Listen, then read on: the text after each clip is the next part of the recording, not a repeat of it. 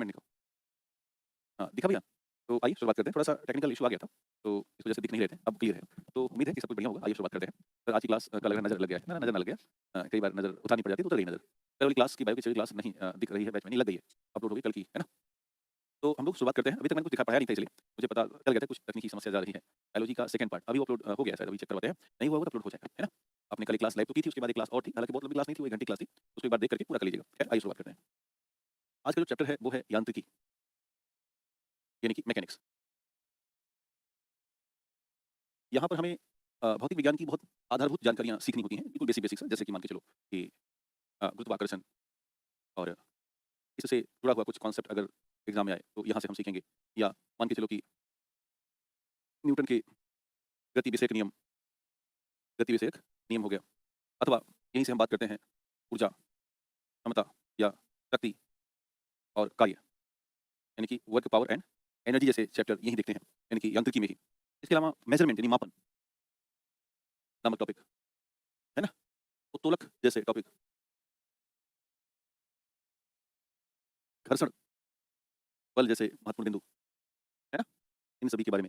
या आवर्तकाल और इससे जुड़ी हुई प्रमुख अवधारणाएँ क्या-क्या हो सकती हैं।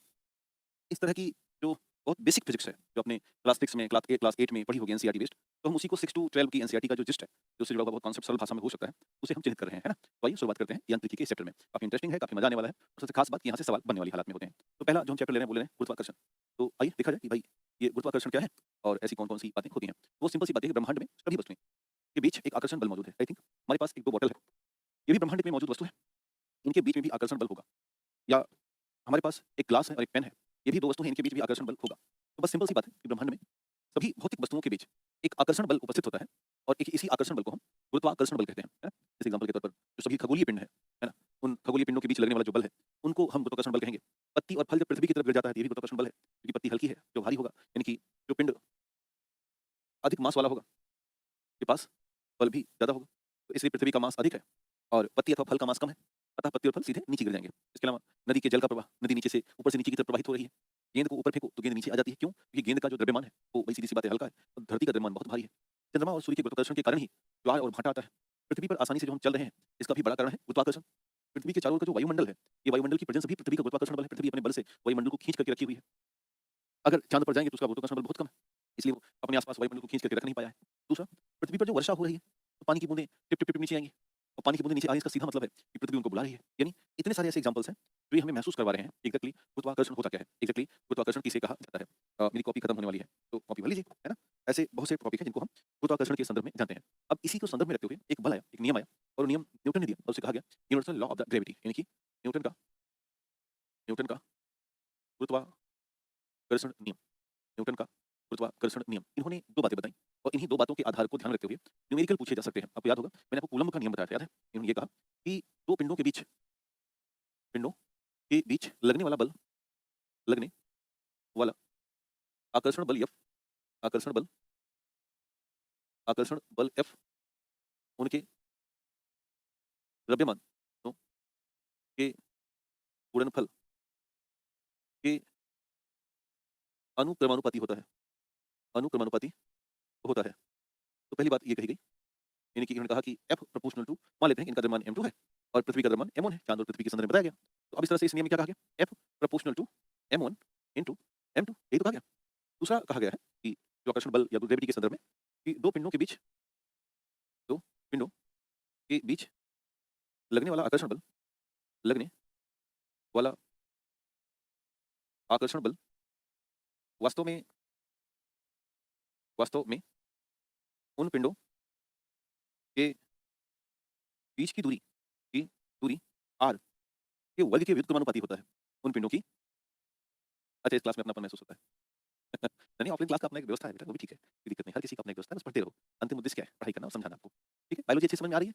कोई दिक्कत तो नहीं जा रही ना? एक बार अपना कमेंट लिखना यहाँ पर।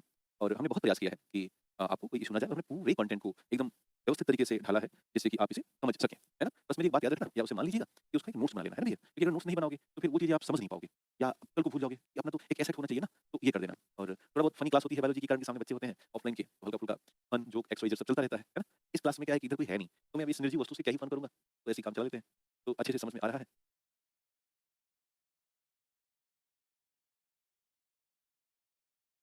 ठीक है, अच्छी बात है। चलते हैं। दूरी r के वर्ग के व्युत्क्रमानुपाती व्युत्क्रमानुपाती होता है। यानी f इसको अगर हम लिखें यहाँ पर तो f proportional to 1 upon r square ये हो जाएगा 1 अपॉन r स्क्वायर। यदि हम इसको कॉमन कर लें यानी कि f proportional to m1 into m2 और दूसरा f proportional to 1 upon r square और इसको हम क्या कर दें कॉमन कर दें तो कैसा हो जाएगा f proportional to m1 into m2 upon r square m1 into m2 upon r square. अब इसको अगर और ज़्यादा ईज़ी करें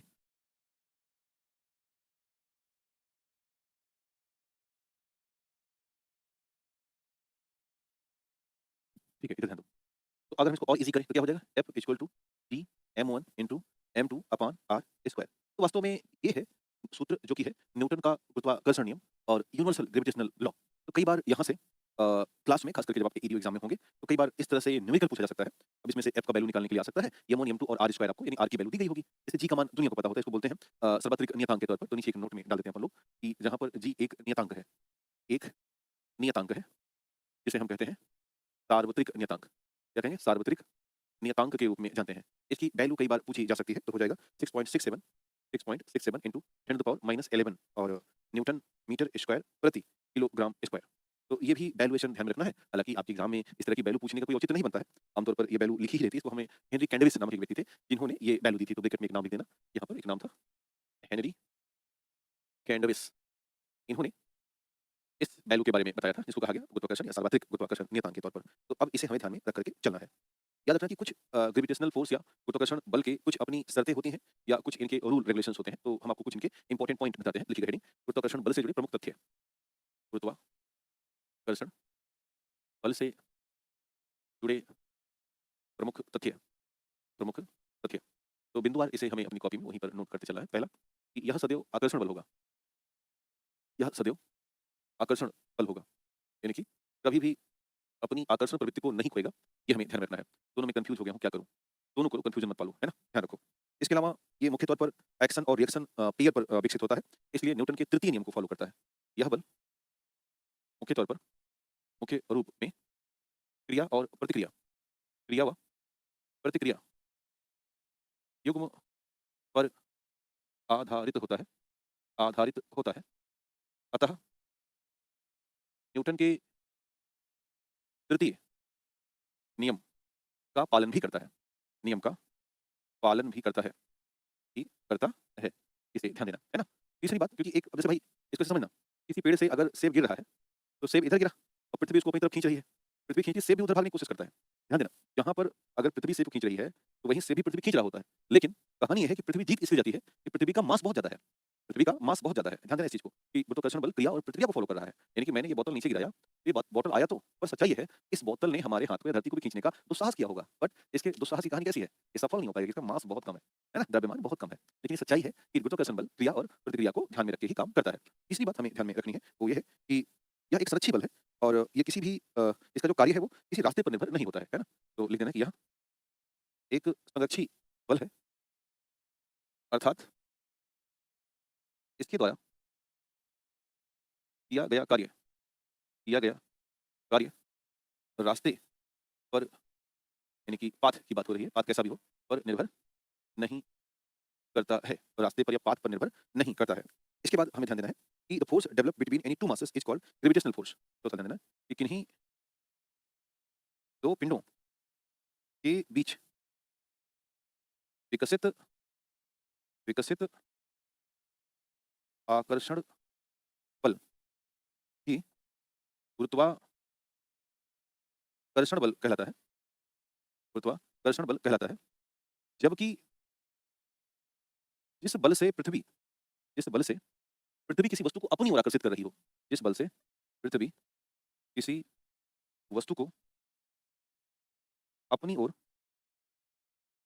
आकर्षित करती है आकर्षित करती है। एक तो हो गया कि भाई कोई दो पिंड एक दूसरे को खींच रहा है तो वो गुरुत्वाकर्षण बल हुआ। लेकिन कई बार पृथ्वी किसी वस्तु को अपनी ओर खींचती है तो इसे कहते हैं फोर्स ऑफ ग्रेविटी। क्या कहेंगे फोर्स ऑफ ग्रेविटी के नाम से जानते हैं।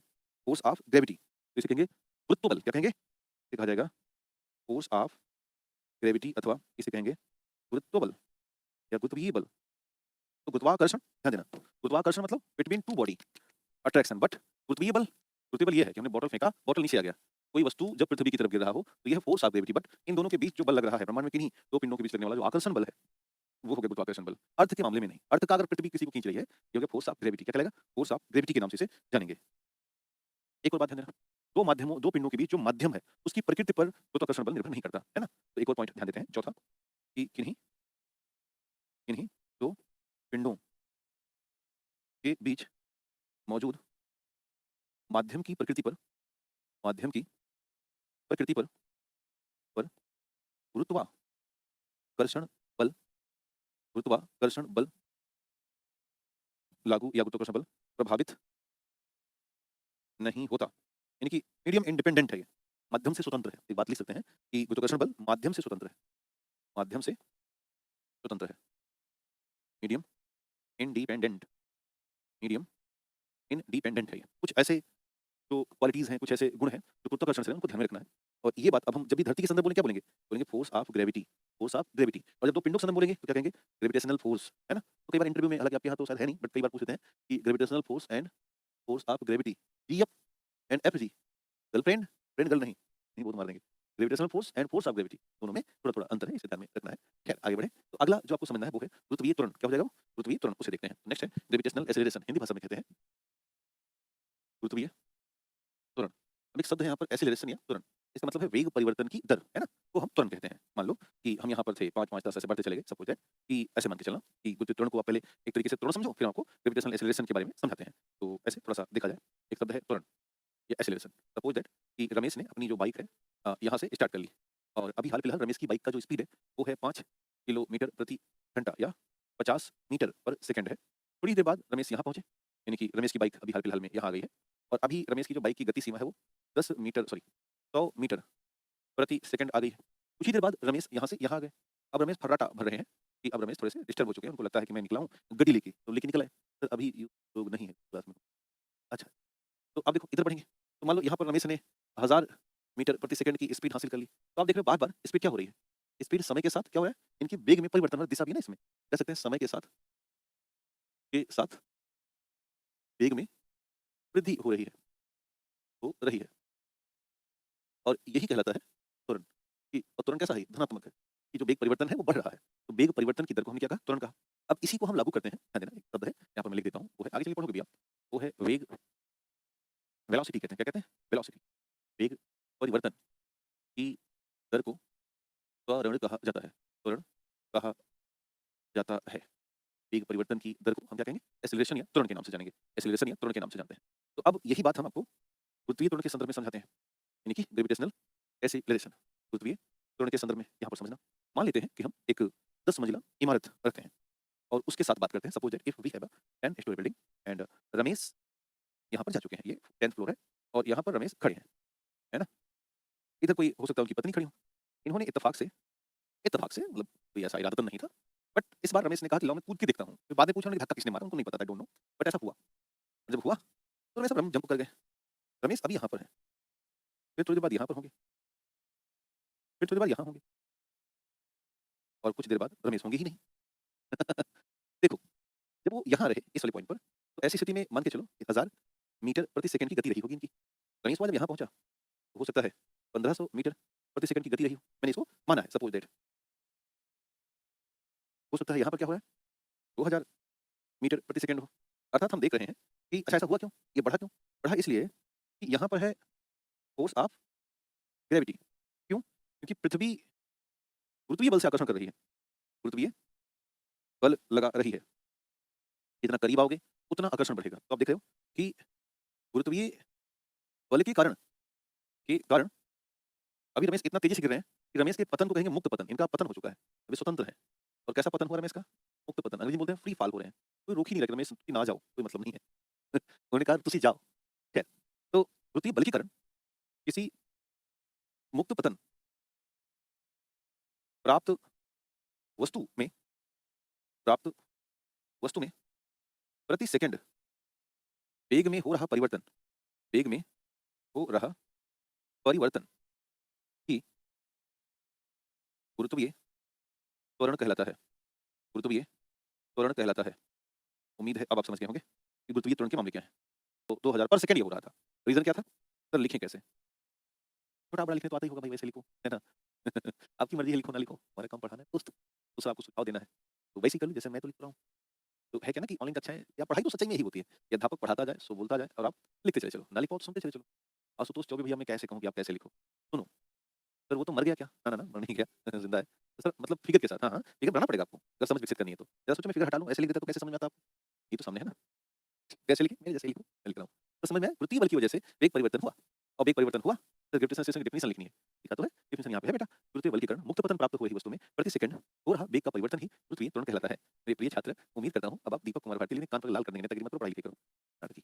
वही बात लिखी है कि वायु, अब ध्यान दो, एक और बात, कि gravitational acceleration is the acceleration of falling object caught by the force of gravity. It is the denoted small g and measure in metre per second square. है ना? ध्यान देना इस चीज़ को। इसको हम स्मॉल g से डिनोट करते हैं और दूसरा क्या है? मीटर प्रति सेकंड स्क्वायर। क्यों? कि त्वरण का मात्रक तो यही होता है ना, त्वरण का जो मात्रक है यही तो है मीटर प्रति सेकंड स्क्वायर। उम्मीद है समझ में आया होगा। और एक बात ध्यान देना कि वायु प्रतिरोध के बिना निर्वात में सभी वस्तुएं गुरुत्वाकर्षण क्षेत्र में समान दर से त्वरित होती हैं, चाहे उनका द्रव्यमान कुछ भी हो। इसे हम एक समान त्वरण भी कहते हैं। बात को थोड़ा हम और ज्यादा आसान भाषा में एलोबरेट करते हैं, क्लियर करते हैं। ये मामला क्या है, यानी कि पॉइंट नंबर दिस, कह रहे हैं कि यदि हमारे पास, मान लेते हैं कि ये है एक कागज, और ये कागज है, इसी का जो मैंने तेली नामक पानी वाले पेय पदार्थ में चिपका रखा है। The mass of this paper and the mass of this bottle is two different. It has higher value and it has very low value. अभी क्या है कि अगर हम दोनों को साथ गिरा रहे हैं, अरे भाई तू गिर जा, गिर नहीं रहा, धीरे-धीरे जा रहा है। ऐसा क्यों हुआ? क्योंकि इसलिए हुआ कि इस कागज पर देखो, हमने हवा से प्रतिरोध लगाया। इस पर लगा के दिखा दो, कोई मतलब नहीं है। यानी अगर हवा है, यहाँ पर वायुमंडल है, एटमॉस्फेयर है, वहाँ पर दोनों बराबर-बराबर नहीं गिरते। लेकिन अब यहाँ वैक्यूम कर दो, दोनों बराबर-बराबर गिरेंगे, है ना? नहीं, ग्रेविटी दोनों में बराबर लगेगी बेटा, ये तो बात समझनी है। तो उसको पिक्चराइज़ करते हैं। देखो, अगर हम पृथ्वीय त्वरण की बात करें, तो हमेशा ध्यान देना है, यह एक समान त्वरण होगा। एक समान त्वरण होता है तभी वस्तुओं के लिए, वस्तुओं के लिए, ठीक है? द्रव्यमान मायने नहीं रखता, बशर्ते निर्वात की बात हो। जैसे मान लो कि ये कोई बिल्डिंग है, मैं इस बिल्डिंग को बीच में बनाता हूँ। मान लेते हैं, ये कोई बिल्डिंग है यहाँ, और हम 2 कंडीशंस आपको दिखा रहे हैं। एक तरफ कंडीशन ये है कि वहाँ यहाँ पर ज़बरदस्त वायुमंडल है, यानी कि यहाँ हवाएँ हैं, ओके? और दूसरी कंडीशन, इधर हम वायुमंडल हटा लेते हैं, यानी यहाँ पर निर्वात कर लेते हैं। ये हो गया निर्वात। उम्मीद है यहाँ पे फिट हो गया अपना काम। ये वैक्यूम हो गया। और दोनों तरफ हम 2 एक्सपेरिमेंट करेंगे। एक तरफ हम एक पंख, ये पंख है, और एक बॉल, ये लौह की बॉल है, और दोनों गिराना शुरू कर देंगे। इसका मतलब है कि दोनों समान समय में, समान रूप में आकर के नीचे गिरेंगे। तो दोनों पर समान रूप, त्वरण प्रभावी होगा, त्वरण प्रभावी होगा, तथा समान समय पर गिरेंगे, समान समय पर पृथ्वी से टकराएँगे, पृथ्वी से टकराएँगे, ओके। अब ये अगर निर्वात है, चंद्रमा भी हो सकता है। मान लो ये मून है, और मून की सतह पर M1 ऑब्जेक्ट और M2 मास ऑब्जेक्ट गिर रहा है। तो सवाल है कि क्या दोनों बराबर हिट करेंगे? उत्तर है यस। यानी कि दोनों द्रव्यमान की वस्तु बराबर समय पर गिरेगी, या एक समान समय पर टकराएगी। उम्मीद है कि अब आप इसको क्लियर समझ गए। ओके, लेकिन इधर आते हैं, सेम कहानी दोहराते हैं। एक हमारे पास पंख है, और एक लोहे की बॉल है, लौह की बॉल है। इस बार क्या होगा ना, इस बार चूँकि वायुमंडल है, तो वायुमंडल तो यहाँ पर क्या है, ये एयर है। क्या है ये? एयर है। ये हवा का घर्षण पैदा होगा यहाँ पर। यहाँ हवा का घर्षण पैदा होगा। अतः क्या होगा? लोहे की बॉल जल्दी गिरेगी, इसमें समय लग जाएगा। लौह बॉल जल्द गिरेगी, जबकि पंख पर वायु घर्षण, पंख पर वायु घर्षण या कर्षण प्रभावी हो जाएगा, प्रभावी हो जाएगा। उम्मीद है अब मामले को आप फिट कर चुके हो। अब ये मैं पूछूँ, मुझसे फिर से पूछूँ, कैसे लिखें इसे? कैसे लिखें इसे? ऐसे लिखें इसे, है ना? जल्दी पूछो, कहाँ गए हो? गुरु तुम सामने होते तो तुम्हें हम बताते गुरु। आओ तो फ्रैक्शनल हो गया? चलो, अब देखो, अब ये जो जी है ना, इसका भी अपने फ़ॉर्मूला फिट हो, और उस फ़ॉर्मूले को ध्यान में रखते हुए कई बार हम चीज़ों को एलाबोरेट करते हैं, लगाते हैं। तो जी का फ़ॉर्मूला क्या है? ये है G equal to M1/R square. याद रखिएगा, G small g equal to G M/R square. इसका मतलब ये हो गया कि G का और R का संबंध अच्छा नहीं चल रहा है, अर्थात G equal to 1/R square. यहाँ पर R है त्रिज्या, क्या है? त्रिज्या। G है गुरुत्वीय त्वरण, ग्रेविटेशनल एक्सीलरेशन। ओके, अब इसको ध्यान रखते हुए कॉन्सेप्ट को समझिएगा, फिर आगे हम बढ़ें। ठीक है, असल में मुझे नाटकीय बच्चे कम पसंद है। काम की बात करूँ तो अभी जो एग्जांपल बताया उसमें अपने वायुमंडल उपस्थित था ना, हाँ इधर वाले वायुमंडल उपस्थित था भाई, लिखा था नीचे वायुमंडल। अब देखो हम जानते हैं कि G equal to capital D m upon r square, ये हमें फार्मूला अभी थोड़ी देर पहले ही मिल गया और इसके बेस पे हमने दिखाया G equal to 1 upon r square. इसके बेस पर हम और आगे बढ़ें तो अगर D कम है इसका मतलब है r की वैल्यू ज़्यादा है। दोनों का उल्टा संबंध हो गया ना, ये इनवर्सली प्रोपोर्शनल टू हो गया, यानी कि व्युत्क्रमानुपाती, व्युत्क्रमानुपाती संबंध हो गया ये। तो अगर G मान लो ज़्यादा हो गया तो मतलब r कम हो गया, उल्टा संबंध रहेगा ना। और यही कहानी पृथ्वी को दोहराती है। जैसे यदि मैं पृथ्वी आपको दिखाऊं कि सपोज दैट यह एक अर्थ है, तो हम ये जानते हैं कि सबसे बीच में होता है मध्य रेखा, इक्वेटर। और भूमध्य रेखा पर अगर हम r देखें, इस पे r सबसे ज़्यादा है, तो भूमध्य रेखा पर r ज़्यादा है तो g का मान सबसे कम होगा। अतः हम कह सकते हैं कि भूमध्य रेखा पर g का मान सबसे कम होता है। इसे नोट करिए, कई बार सवाल पूछता भी है कि g का मान कितना होता है, जरा बताओ। 9.8 मीटर प्रति सेकंड स्क्वायर। कहाँ पर? इक्वेटर पर। कितना होगा? 9.8 मीटर प्रति सेकंड स्क्वायर, जी का। और यह सबसे कम मान है, यह कम मान है। अब अगर मैं आपसे कहूँ कि हम लोग किस लोकेशन पे हैं, हम लोग किस लोकेशन पे हैं? एक आगे अंग्रेजी में आ गया, बताओ क्या चल रहा है? हम लोग यहाँ पर हैं, यानी कि इंडिया कहाँ पर है? जवाब हो जाएगा हम हैं भूमध्य रेखा के ऊपर, रेखा के ऊपर। अतः हमारे पास जी का मान क्या होगा? कम ही रहेगा, कारण कि हमारी भी रेडियस ज़्यादा ही। लेकिन थोड़ा और ऊपर चलते हैं, जैसे यहाँ पर। अब ये है पोल ध्रुव, है ना, जिसको लेके आजकल डोनाल्ड ट्रंप डिस्टर्ब चल रहे हैं, उनको ग्रीनलैंड भी चाहिए, है ना, नरक मचा रखा है प्राणी ने एकदम से। हर चीज़ चाहिए उसे। तो दक्षिण अमेरिका वाले कई देश काँप रहे हैं, काँप रहे हैं, ब्राज़ील को छोड़ दिया जाए, पर काँप रहे, कब उनकी नज़र पड़े और कब डोनाल्ड भैया आएँ उसको तेल उठा के ले जाएँ। तो अब ये जो इलाका है, यहाँ पर देखो तो आर बहुत कम हो गया, इसलिए जी का मान बढ़ गया। इसलिए बार-बार ये लिखा जाता है कि ध्रुवों पर जी का मान सबसे ज़्यादा होता है। क्या लिख सकते हैं कि ध्रुवों पर जी का मान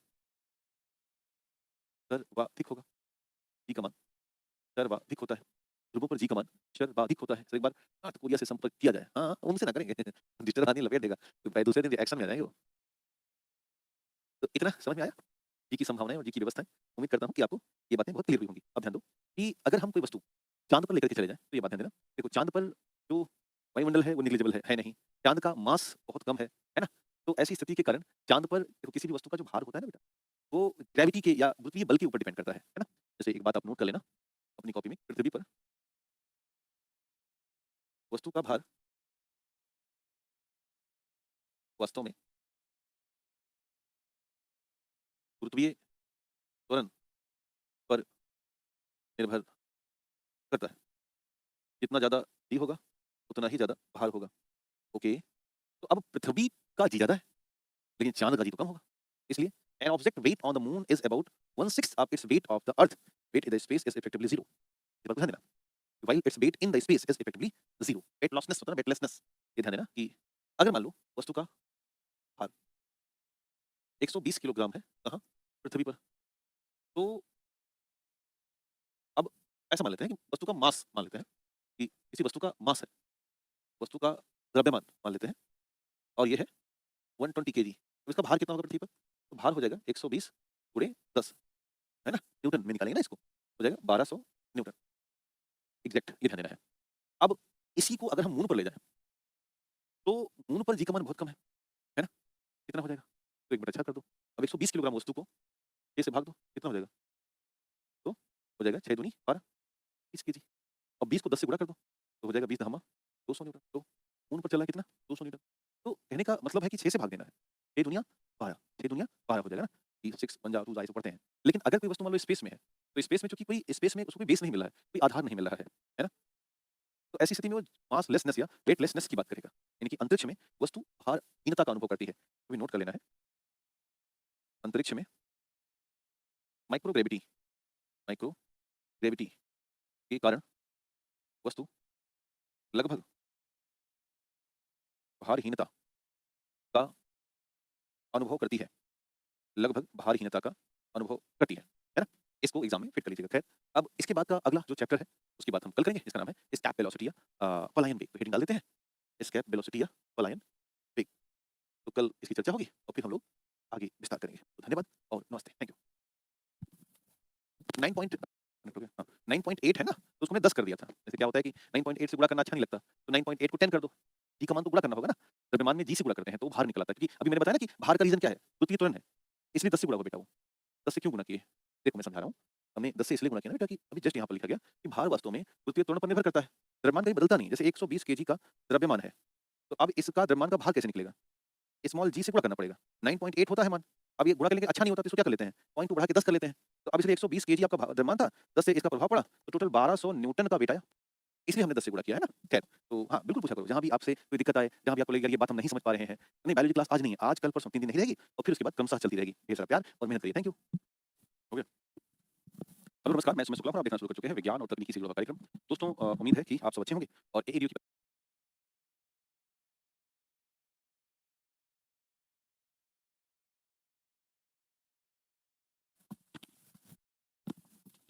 बताना है ना? हेलो नमस्ते, मैं सुमित शुक्ला हूँ, आप देख रहे हैं विज्ञान और तकनीकी। दोस्तों आपका हृदय से स्वागत है और एईडीयू की कक्षा में आइए शुरुआत करते हैं। उम्मीद है कि पढ़ाई ठीक-ठाक चल रही होगी। अब लगभग आपका सिलेबस भी पूरा होने को आ रहा होगा। हम भी रिदम बना के रखे हैं और 50% बायोलॉजी और 80% फिजिक्स जैसे कॉन्सेप्ट आपके सामने हम प्रस्तुत कर चुके हैं। जैसे फिजिक्स संपन्न होता है, इसी व्यवस्था को हम रसायन विज्ञान के साथ आगे बढ़ाते रहेंगे और ठीक-ठाक रहेगा। मेरा मानना है कि सभी काफ़ी कुछ बेहतर ये आप सीख लेंगे। तो आइए शुरुआत करते हैं। कल हमने जिस कार्यक्रम को जहाँ पर स्थापित किया था, रोका था, स्थगित किया था, वहीं से आगे बढ़ाते हैं। तो कल हम लोगों ने स्केप वेलोसिटी पर आकर के अपने कार्यक्रम को ठहराव दिया था। उसी ठहराव को गतिशीलता में बदलते हैं और इस गतिशीलता को किसी नए ठहराव की तरफ ले चलते हैं। चलिए देखा जाए। तो इसको हिंदी में कहते हैं पलायन वेग। ये परिभाषित करते हैं। पलायन वेग। तो ऐसे मान के चलना कि कोई भी अगर ग्रह है या उपग्रह है, तो उसका अपना एक द्रव्यमान है और द्रव्यमान है, तो हर एक पिंड के पास आकर्षण की क्षमता है। मैंने कल ही देखा था, जिसे हम कहते हैं गुरुत्वाकर्षण। तो जब हम किसी ग्रह अथवा उपग्रह से किसी वस्तु को इतना तेज, इतने वेग से फेंक दें कि वो हमारा जो गुरुत्वीय क्षेत्र है, उसे ही पार कर जाए और दोबारा कभी भी उस गुरुत्वीय क्षेत्र में यानी वापस लौट के ना, तो उस न्यूनतम वेग को ध्यान देना, मिनिमम वेलोसिटी है वो, न्यूनतम वेग को हम कहते हैं पलायन वेग। क्या कहेंगे? पलायन वेग के नाम से जानेंगे। तो देखें, मान लो ये पृथ्वी है, अर्थ है। यहाँ से कोई ऑब्जेक्ट फेंका जाए जिसकी गति रखें 11.2 किलोमीटर प्रति सेकंड, इस गति से फेंकें, तो होता क्या है? जब इस वेलोसिटी से, इस वेग से जाएगा, तो अब ये पृथ्वी का जो जी का क्षेत्र है, इसे पार कर जाएगा और ये दोबारा कभी वापस लौट के नहीं आएगा, बल्कि अंतरिक्ष में स्वतंत्र घूमना शुरू करेगा। ये कहानी है, या धरती पर रिटर्न होकर के आने के चांसेस नहीं है। हम इसको परिभाषित करें, कुछ ऐसे कर सकते हैं कि वह न्यूनतम वेग, वह न्यूनतम वेग, न्यूनतम वेग जिसके आधार पर, जिसके आधार पर यदि कोई पिंड, यदि कोई पिंड पृथ्वी अथवा किसी ग्रह या उपग्रह से प्रक्षेपित किया जाता है, प्रक्षेपित वह न्यूनतम वेग जिसके आधार पर यदि कोई पिंड ग्रह, उपग्रह अथवा पृथ्वी से प्रक्षेपित किया जाता है और यदि वह पृथ्वी अथवा ग्रह के गुरुत्वीय क्षेत्र को पार करके, गुरुत्वीय क्षेत्र को पार करके, गुरुत्वीय क्षेत्र को पार करके आगे निकल जाए, आगे निकल जाए तथा पुनः कभी वापस ना आए, तथा पुनः नेवर रिटर्न, कभी वापस ना हो, पुनः कभी वापस ना हो, तो यही न्यूनतम वेग पलायन वेग कहलाता है। न्यूनतम वेग पलायन वेग कहलाता है। न्यूनतम वेग पलायन वेग कहलाता है। तो ये एक छोटी-सी परिभाषा रही है, जिसे आपको ध्यान में रखना होगा। जिसे हम क्या कहेंगे? पलायन वेग के नाम से जानेंगे और इसे हम वीई से डिनोट करते हैं, तो हमेशा ध्यान देना। इसका जो डिनोशन है वो है वी, यानी कि एस्केप वेलोसिटी, वीई या एस्केप वेलोसिटी। तो इसको अपनी कॉपी में परिभाषित कीजिएगा और ध्यान देना कि ये मास और रेडियस पर डिपेंड करती है। और दूसरा, जहाँ से आप पार्टिकल को प्रोजेक्टाइल कर रहे हो, नीचे अगर नोट डालना चाहें तो नोट लिख लीजिएगा कि पलायन वेग वास्तव में ग्रह अथवा पृथ्वी के द्रव्यमान, त्रिज्या तथा उस स्थान जहाँ से वस्तु का प्रक्षेपण हो रहा हो, तथा उस स्थान जहाँ से वस्तु का प्रक्षेपण होता है, प्रक्षेपण होता है, पर निर्भर करता है, पर निर्भर करता है। कहने का आशय है कि यदि मास ज़्यादा होगा, अब चंद्रमा का मास कम है, पृथ्वी का मास ज़्यादा है, तो पृथ्वी किसी वस्तु को अपनी तरफ और तेज़ी से खींचने की स्थिति में रहेगी। तो यहाँ पर पलायन वेग बहुत तेज़ लगाना होगा। चंद्रमा का मास कम है, तो चंद्रमा खींचने का प्रयास तो करेगी, बट उसका मास कम होने से पलायन वेग कम हो जाएगा। यानी ये जो एस्केप वेलोसिटी है, ध्यान देना, जो एस्केप वेलोसिटी यानी कि वीई है, ये ज़्यादा तब होगा जब मास ज़्यादा हो जाए, जब रेडियस ज़्यादा हो जाए। ये ध्यान देना है, मास और रेडियस का। तो ये एग्ज़ाम में कई बार आ सकता है, इसलिए हमें ध्यान रखना है कि एस्केप वेलोसिटी जो है वो मास और रेडियस के ऊपर डिपेंड करेगा, मास और रेडियस के ऊपर डिपेंड करेगा। उम्मीद है इतना आप समझ रहे हैं, इतना आप समझ रहे हैं, है ना? इसे ध्यान में रखना। अब कई जगहों पर इसके अलग-अलग मान पूछे जाते हैं, जैसे मान के चलो कि पृथ्वी का पलायन वेग कितना होता है?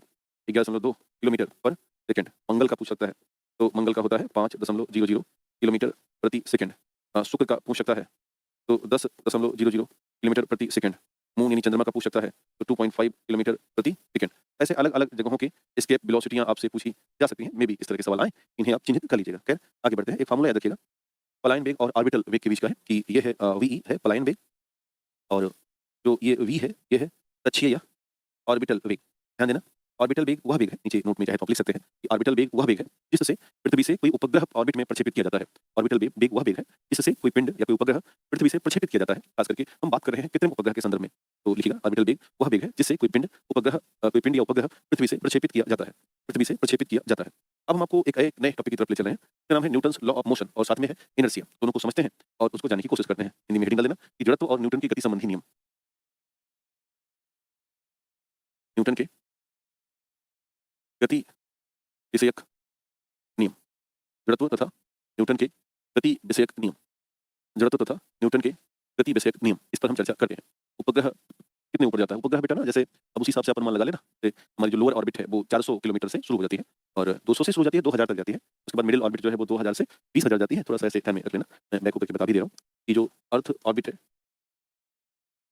जिसे हम कहते हैं जियो ऑर्बिट, ये 3 तरह से विभाजित होती है। एक होता है लोअर अर्थ ऑर्बिट LEO, एक होता है मिडिल अर्थ ऑर्बिट MEO, और एक होता है हाई अर्थ ऑर्बिट HEO। क्या होगा? हाई अर्थ ऑर्बिट या HEO होता है। क्लास सब खत्म हो गया है, जिसको नोट्स नहीं बना है सब रिकॉर्डेड क्लास अच्छे से कर लो, ऐसा निकिता कुमारी कहना। निकिता बहुत अच्छी समाज सेवी है और अक्सर ये इस तरह की समाज सेवा करती रहती है। थैंक यू निकिता, बहुत शानदार बता रहे हो। और बिल्कुल जिनका नहीं पूरा है वो जरूर करें, क्योंकि समय आपको ईश्वर ने दे रखा है और का इस्तेमाल करिए जो भी क्लास आपकी छूटी है। तो न्यूटन का मतलब क्या होता है? बेटा पूजा कुमारी, न्यूटन एक मनुष्य है, उनका मतलब मानव होता है। जो वैज्ञानिक हुआ करते थे जिनका नाम था सर आइजैक न्यूटन। क्या नाम था? Sir Isaac Newton. दूसरा, न्यूटन का इस्तेमाल एक मात्रक के तौर पर होता है जो बल का मात्रक है ना? तो बल के मात्रक को हम न्यूटन कहते हैं। और मेरी जानकारी इतनी ही है, इससे अधिक की जानकारी मुझे पढ़ना पड़ेगा, शायद आपको भी इतने से काम चल जाएगा। खैर आइए देखते हैं। हाँ, खूब मेहनत करिए, खूब अच्छे से मेहनत करो भाई। तो अब अगर हम लोअर अर्थ ऑर्बिट की चर्चा कर रहे थे,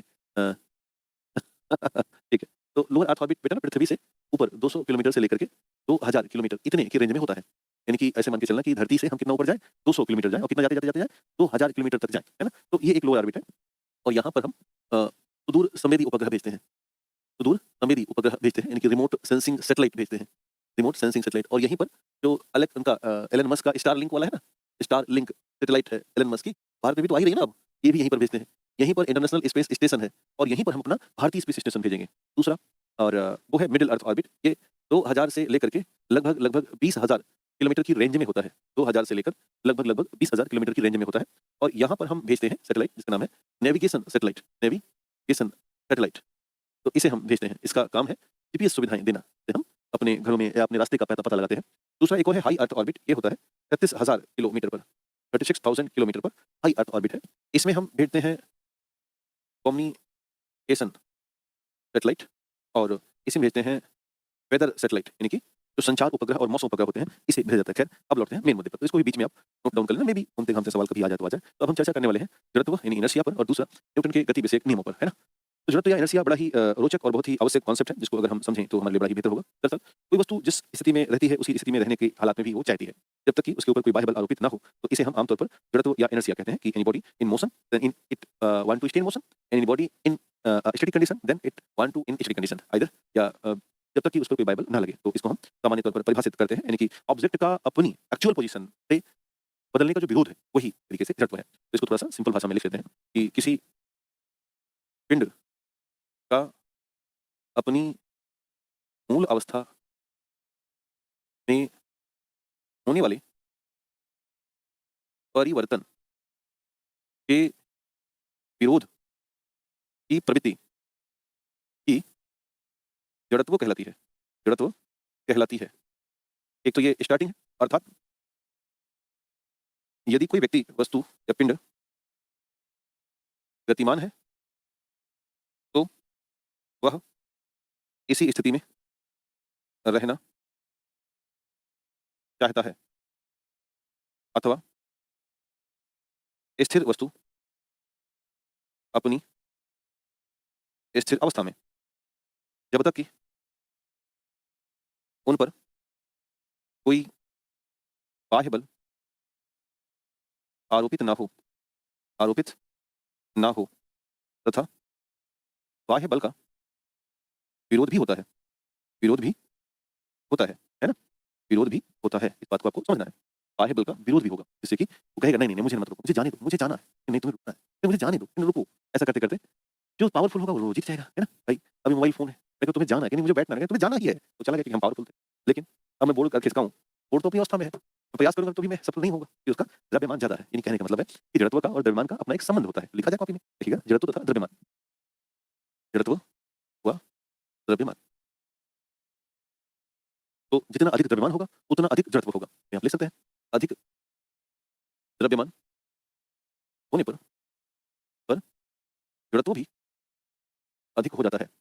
जड़त्व भी अधिक हो जाता है। जड़त्व भी अधिक हो जाता है। अब यही बड़ा कारण है कि हम अगर छोटा-सा ठेला है हमारे पास और ये ठेला गाड़ी है, तो हम बहुत आसानी से धक्का मार देंगे। कारण इसके पास मास कम है, इसलिए इसको हम मूवमेंट करा पा रहे हैं। लेकिन ज़रा सोचो, इसके पास जड़त्व का उतना विरोध का ताकत ही नहीं था। हमें मारा ठेला ठेला से ठेला कहेंगे पागला।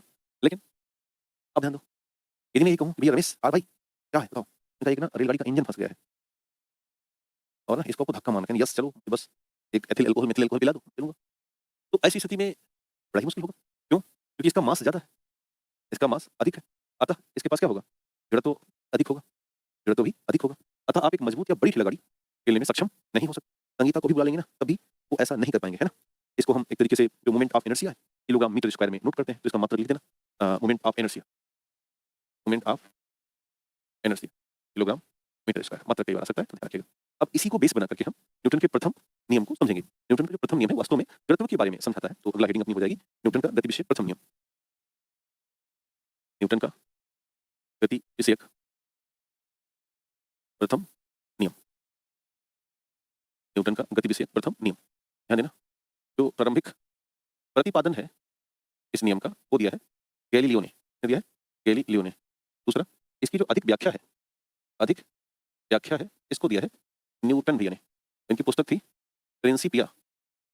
इसी पुस्तक में इन्होंने इस नियम को प्रतिपादित किया है और न्यूटन का जो पहला नियम है, ये बल के बारे में बताता है, परिभाषा नहीं बताता, बल के बारे में बताता है और प्लस में जड़त्व की व्यवस्था को, जड़त्व की परिभाषा को स्पष्ट करता है, यानी कि जड़त्व पर आधारित है। इसको हम लिखेंगे कि प्रथम नियम बल के बारे में, बल के बारे में, ध्यान दें परिभाषा नहीं, केवल बल के बारे में तथा जड़त्व की व्याख्या करता है, अर्थात इसी पर आधारित है, इसी पर आधारित है।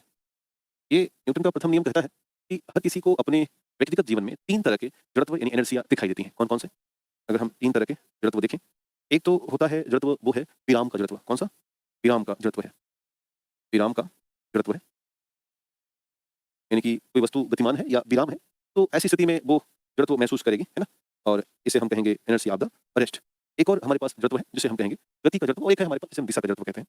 एक और है गति का जड़त्व यानी कि इनर्शिया ऑफ मोशन और एक और है जिसे हम कहेंगे दिशा का जड़त्व। दिशा का जड़त्व या इनर्शिया ऑफ डायरेक्शन। 3 तरह के जड़त्व दिखाई देते हैं। कौन-कौन से?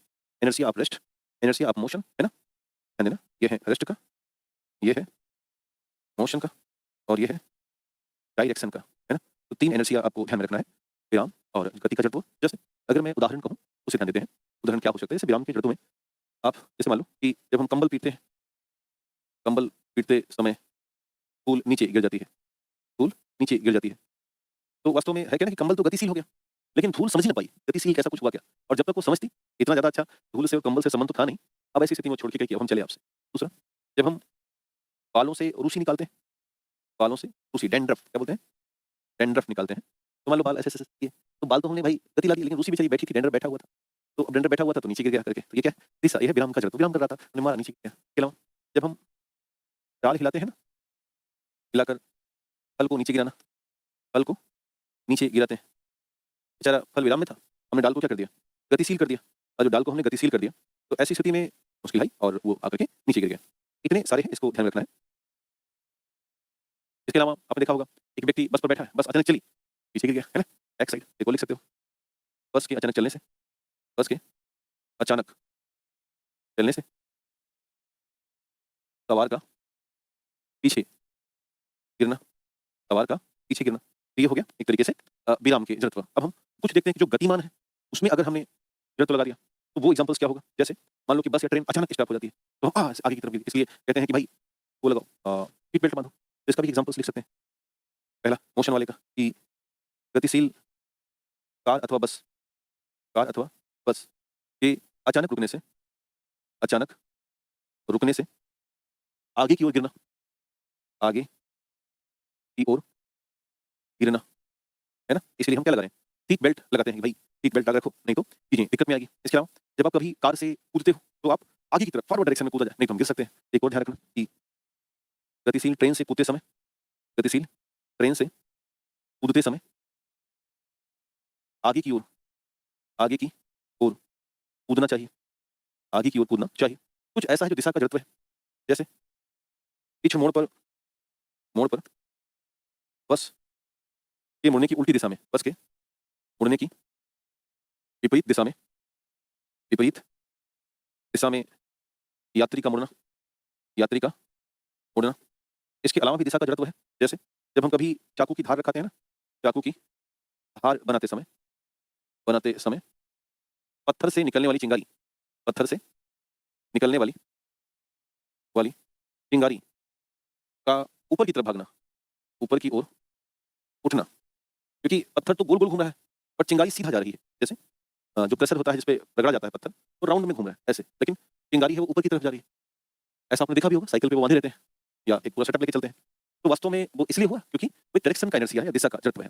तो दोस्तों इस तरह से एग्जाम में कुछ चीजें पूछी जा सकती हैं जिन्हें हम कॉपी में चिन्हित करते रहें तो हमारे लिए द बेस्ट होगा। खैर, ऐसे ही न्यूटन के गतिविषयक द्वितीय नियम की तरफ रुख करते हैं और उसे समझने का प्रयास करते हैं। तो वास्तव में न्यूटन का जो गतिविषयक नियम है वो मास और फोर्स के बीच में संबंध बताता है। तो इसे हम देखें। इसलिए हेडिंग न्यूटन का गतिविषयक द्वितीय नियम। न्यूटन का गति विषयक द्वितीय नियम, second law of the Newton. Second law of the Newton. Newton का सर थोड़ा बड़ा लिखे बेटा, अनामिका में अपने परफेक्ट लिख रहा हूँ, उम्मीद है कि इससे काम चल जाए। मैं बोल भी तो रहा हूँ ना, उससे लिख दो, बाकी नेता बनने का प्रयास मत करो, कोई मतलब का नहीं है। हमारे जो ऑफलाइन के बच्चे हैं वो बोलता हूँ तो वो लिख लेते हैं प्रॉपर, इसका मतलब है आप में कुछ डिमेरिट्स आप लिख नहीं पा रहे।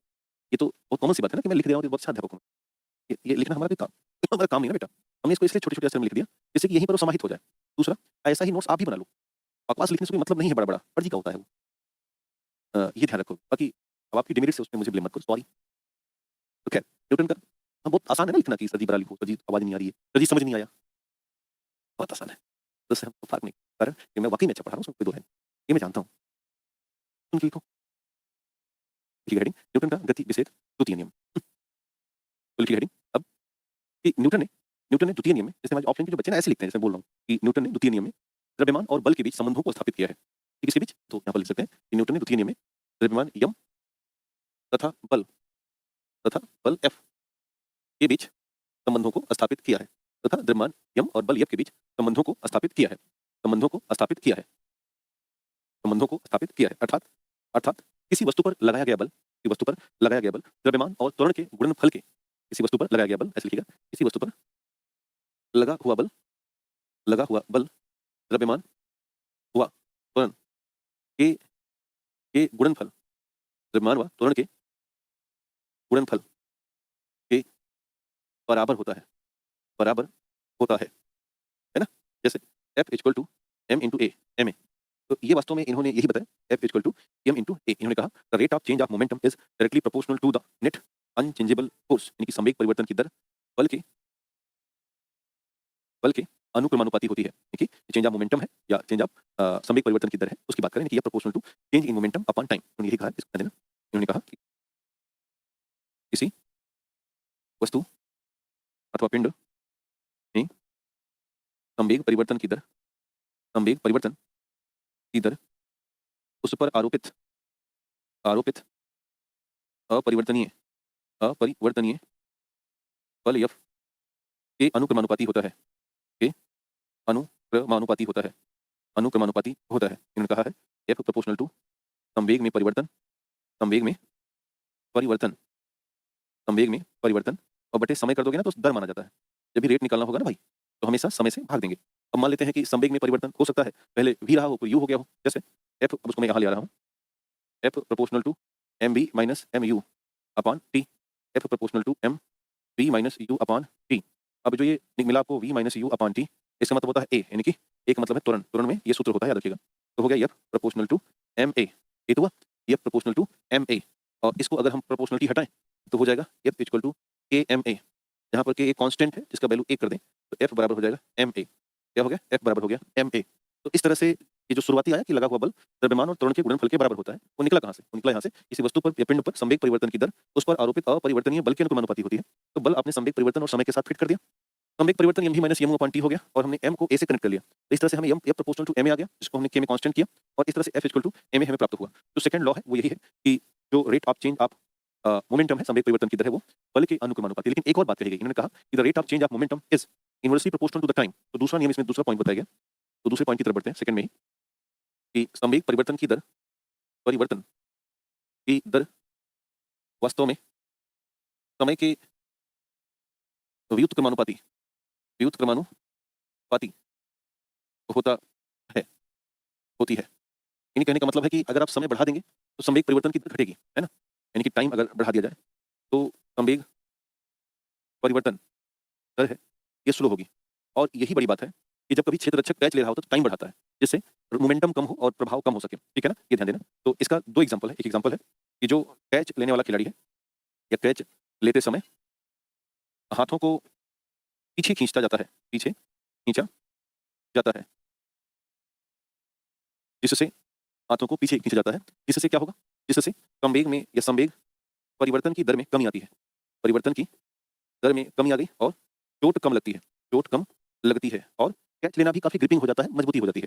इसके अलावा जो ऊंची कूद के खिलाड़ी हैं वो कुशन अथवा मिट्टी में कूदते हैं, जिससे समय बढ़ सके, एब्जॉर्ब शॉक कर दें, है ना? तो यानी कि जो शॉक है उसको एब्जॉर्ब कर ले, सॉरी, यानी कि ऊंची कूद के खिलाड़ी कुशन यानी कि गद्दा अथवा मिट्टी में कूदते हैं। क्यों? समय बढ़ जाए, जिससे दबे ना तो समय बढ़ जाता है और इससे चोट कम लगे, इससे चोट कम लगती है। तो ये कुछ कॉन्सेप्ट रहे हैं second law of the Newton. अब इसके बाद तीसरा जो चलते हैं उसमें बहुत इजी वे में है। देखिएगा, न्यूटन का गति विषयक तृतीय नियम, न्यूटन का गति विषयक तृतीय नियम, न्यूटन का गति विषयक तृतीय नियम, ये भी बहुत इजी है। और आप ये कह सकते हो कि जब आप कोई दो बल लग रहा हो परंतु उनकी यानी कि जो एवरी एक्शन है उसका रिएक्शन होता है, दुनिया को पता है। तो इन मैग्नीट्यूड, इक्वल मैग्नीट्यूड में बट अपोजिट डायरेक्शन में, यानी कि एक्शन और रिएक्शन इन पेयर लगता है ना? तो बस ध्यान देना कि कोई दो वस्तु टच में आती हैं, ऐसे कर सकते हैं परिभाषा में कि जब कोई दो वस्तु संपर्क में आती हैं, संपर्क में आती हैं, तो प्रत्येक क्रिया का विपरीत दिशा व लगभग समान परिमाण में प्रतिक्रिया भी उत्पन्न होती है। नहीं? प्रतिक्रिया भी उत्पन्न होती है, प्रतिक्रिया भी उत्पन्न होती है। और यही कहलाता है न्यूटन का तृतीय नियम। हमेशा ध्यान देना, न्यूटन का तृतीय नियम पेयर में ही होगा, जोड़े में ही होगा और दोनों की दिशा यानी कि एक्शन रिएक्शन, जो डायरेक्शन है वो हमेशा विपरीत होगा और एक्शन होते ही तत्काल रिएक्शन होगा, टाइम गैप नहीं होगा। ये कुछ पॉइंट्स आपको ध्यान में रखने हैं। तो नीचे हम नोट डाल दें, नीचे नोट डाल दो कि सदैव बल जोड़े में प्रभावी होगा, जोड़े में प्रभावी होगा। दूसरा, क्रिया व प्रतिक्रिया के बीच समय या समय अंतराल नहीं होता, अंतराल नहीं होता। जैसे ही क्रिया होगी वैसे ही तत्काल में प्रतिक्रिया होनी शुरू हो जाएगी और ये हमें ध्यान रखना है। अब एग्जाम्पल अपने जीवन में बहुत सारे हैं। जैसे अगर मैं बताऊं तो अब एक नाव है और इसे कोई नाविक अपने हाथों से ही इसे खे रहा है। तो अब सोचो कि ये जो इसका पतवार है वो और प्लस इसका पानी, दोनों इक्वल अपोजिट डायरेक्शन में मैग्नीट्यूड लगा रहे हैं, या कोई व्यक्ति है जो नाव से कूदना चाहता है। तो ऐसी स्थिति में तो पहला है नाव चलाना या नाव से कूदना। ध्यान देना, दो वस्तुएं हैं, जब दो पिंड अथवा संपर्क में आ रहे हैं ना, यहाँ देखो इनका पैर और ये नाव दोनों संपर्क में आए। दूसरा, बंदूक चलाना क्रिया और प्रतिक्रिया के आधार पर है। तीसरा, पैदल चलना, आप पैरों से क्रिया कर रहे हो, जमीन आपको प्रतिक्रिया कर रही है। तीसरा, चौथा, मेज पर रखी पुस्तक, मेज पर रखी पुस्तक, पुस्तक क्रिया कर रही है, मेज प्रतिक्रिया कर रही है और इस आधार पर मामला सेट हो गया है, कोई दिक्कत नहीं आ रही है ना? चौथा या पांचवा, रॉकेट की कार्यवाही, जब वो कक्षा के लिए उड़ान भर रहा हो, उड़ान भर रहा हो, तो ये भी क्रिया और प्रतिक्रिया हो रही है। छठवां, थप्पड़ मारा जा रहा है, तो ये भी क्या है? क्रिया और प्रतिक्रिया है। क्या है? क्रिया और प्रतिक्रिया है। तो खैर, इस तरह से न्यूटन के हमने गति विषयक तीनों नियमों को बहुत ही सावधानीपूर्वक समझा और जाना। एक शब्द आपको मिलेगा, इम्पल्स या आवेग, इसको भी ध्यान रखना। इम्पल्स या आवेग, अर्थात कोई बल जब बहुत तीव्र, बहुत कम समय के लिए किसी वस्तु पर आरोपित हो तो उसे हम आवेग कहते हैं। यदि कोई बल F बहुत कम समय यानी कि डेल्टा टी समय हो, बहुत कम तो डेल्टा लग जाता है, बहुत कम समय डेल्टा टी के लिए ही आरोपित हो रहा हो आरोपित हो रहा हो, तो इसे आवेग कहा जाता है। क्या बोलेंगे? आवेग कहेंगे, है ना? जैसे हथौड़े से कील ठोकना, हथौड़े से कील ठोकना, तो ये बहुत कम समय के लिए हुआ। बल्ले से सिक्स मारना, बल्ले से सिक्स लगाना, तो बस गेंद और बल्ले का टच बहुत कम समय के लिए है। जैसे थप्पड़ मारना, तो हाथ का और गाल का बहुत कम समय है। तो इस तरह की गतिविधियों को हम आवेग के स्तर पर जानते हैं या इम्पल्स कहते हैं। तो खैर, आज के इस पूरे संदर्भ में अब यहीं तक बात होगी। कल हम आपके साथ चर्चा करेंगे। कल भी फिजिक्स की क्लास होगी, फिर सीधे हम शिफ्ट कर जाएँगे कहाँ पर? परसों से बायोलॉजी स्टार्ट हो जाएगा, तो बायोलॉजी की 5-5 घंटे की कक्षाएँ होंगी, तो उसे हम पहले फाइनल आउट करेंगे और फिर बैक करेंगे फिजिक्स की तरफ। तो कल हम बात करेंगे मेज़रमेंट, मापन, इसमें हम चर्चा करेंगे सदिश अदिश राशियों की। दूसरा हम बात करेंगे कुछ ऐसी बेसिक बातें जैसे कि चाल क्या है, त्वरण क्या होता है ना? विस्थापन क्या है? ऐसे कुछ कॉन्सेप्ट समझेंगे बेसिक जो इसमें आते हैं और थोड़ा-सा हम आपको बताएँगे कि आवर्त गति या हार्मोनिक मोशन या सिंपल हार्मोनिक मोशन किस आधार पर काम करते हैं। तो आज के लिए